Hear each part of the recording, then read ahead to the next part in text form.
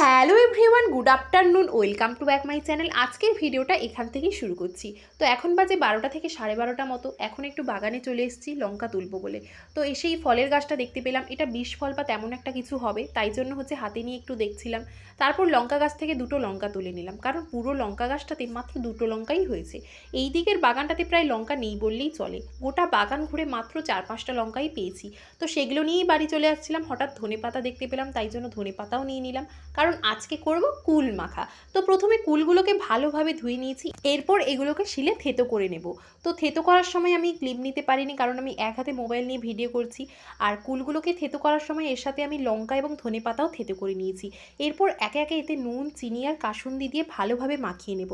যত ভালোভাবে মাখানো হবে তত এর টেস্ট বাড়বে। তো কুল মাখাটা অসাধারণ খেতে হয়েছিল, এরকম তোমরাও মাঝে মাঝে ট্রাই করতে পারো। এরপর কুল মাখা খেতে খেতে আইসক্রিম দোকান এলো, তো সেটাও খেয়ে নিলাম। আর আজকের ভিডিওটা এই পর্যন্ত।